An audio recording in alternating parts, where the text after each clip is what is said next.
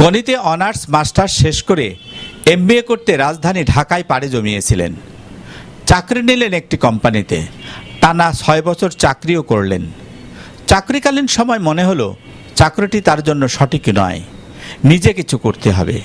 সেই থেকে মাত্র 11টি গাভী নিয়ে গড়ে তুলেছিলেন শহরের হাটস হরিপুরে গরুর খামার। একে একে প্রায় 150 গরু তার খামারে ভরে গেল। বেশ ভালোই চলছিল।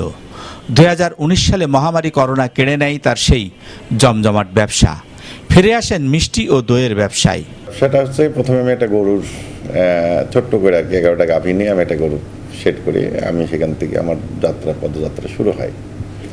তো দীর্ঘদিন চলতে থাকে এইরকম 1 বছর 2 বছর। এখানে গরু বাড়তে থাকে, এখানে দুধ প্লাস ফ্যাটেনিং দুইটাই হয়। ফার্স্ট করোনা যাওয়ার পরে আসলে মূলত এই অজানা একটা পথে যাত্রা শুরু করি, সেটা হচ্ছে Liaquat Ali dairy and sweets নামে আমার এটা। আমি যখন মিষ্টির দোকান শুরু করি তখন নানানভাবে চাপ, বিভিন্ন লোক বিভিন্ন কথা, কি পাগলের মতন কি করে, এই কত দোকান আসে কত দোকান যায়। তো খালি মনে হইতো যে আমি তো শহরের ভিতরে তো দুধ তো বেচতে পারবো আর কি। তো এইভাবে একটা দোকান ভাড়া নিয়ে ডেকোরেশন করা, আস্তে আস্তে যখন প্রোডাকশনে আসলাম, আমার একটা ছিল যে আমি যদি ভালো জিনিস বিক্রি করি, আমি যদি অথেন্টিক জিনিস বিক্রি করি, আমি যদি পিওর জিনিস বিক্রি করি, মানুষ খাবে না কেন? এটা হচ্ছে আমার একটা চ্যালেঞ্জ ছিল আমার নিজের ভিতরে। এই মানুষের ভালোবাসা, কুষ্টিয়ার যত মানুষ আছে তারা কম বেশি আমাকে চেনে এবং ভালোবাসে। আর উপর আল্লাহর রহমত, এর উপর দিয়ে আস্তে আস্তে আস্তে আস্তে করে আমি এই মিষ্টির দোকানটা এস্টাবলিশ করি আর কি। নিজের মাকে সাথে নিয়ে দৈনিক 14 থেকে 16 ঘন্টা পরিশ্রম করতেন। নিজে ঘাস কাটতেন, নিজেই গরু গোসল করাতেন। তারপরও পেছনে তাকাননি। অনেক বাধা আসলেও এগিয়ে গেছেন সামনের দিকে।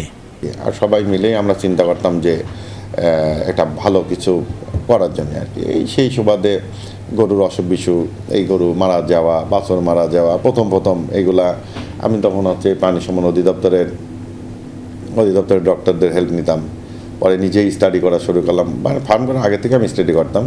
পরে আস্তে আস্তে যখন নিজে জানা শিখলাম, যখন রিকভারি করা শিখলাম, সেটা 2টার সময় একটা গরু অসুস্থ হলো, ডাক্তার তোর ফোন ধরে না, তখন আমি নিজেই স্বাভাবিকভাবে হচ্ছে ওই নিজের ট্রেনিং, অভিজ্ঞতা সব কিছু মিলাই হচ্ছে প্রাথমিক ট্রিটমেন্টটা হচ্ছে আমি তখন দিতে পারতাম আর কি।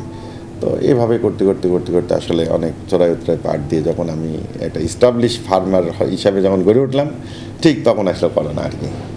তো এই করোনার ক্ষেত্রে তো আমি বললামই, করোনা থেকে আসা আসলে মিষ্টির দোকানের আর কি। লিয়াকত সুইট মিটের মিষ্টি ও দই মানেই শহরের সেরা মিষ্টি ও সেরা দই। প্রথমে তাকে অনেক বাধার সম্মুখীন হতে হলেও এখন আর কোনো বাধা নেই। তার অধীনে প্রায় শতাধিক মানুষের কর্মসংস্থানের ব্যবস্থা হয়েছে।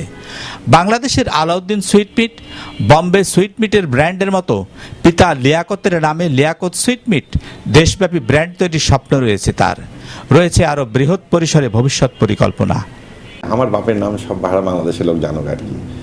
এই ক্ষেত্রে আমার কিন্তু এরকম একটা প্ল্যান আছে যে আমি এই বাংলাদেশ ব্যাপী হয়তো আমি যদি বেঁচে থাকি আর আমি এই কোয়ালিটিটা ধরে রাখতে পারি, তা আমি আশা করি যে আমি বাংলাদেশে বেশ ওনাদের হয়তো কাছাকাছি না যেতে পারলে হয়তো একটা আমি বিপ্লব ঘটাতে চাই আর কি।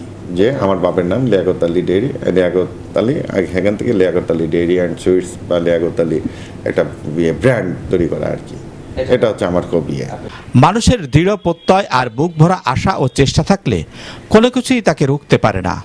সফল ব্যক্তি জাকিরুল ইসলাম সেটাকেই আঁকড়ে ধরেছেন। আজ তাই তার প্রতিষ্ঠান ও পণ্যের খ্যাতি জেলা জুড়ে। সততা ও নিষ্ঠার সাথে সফলতার স্বপ্ন নিয়ে সামনে এগুলে কেউ পিছপা হয় না, এমন বিশ্বাস করেন তিনি। নূর আলম দুলাল, CTC নিউজ, কুষ্টিয়া।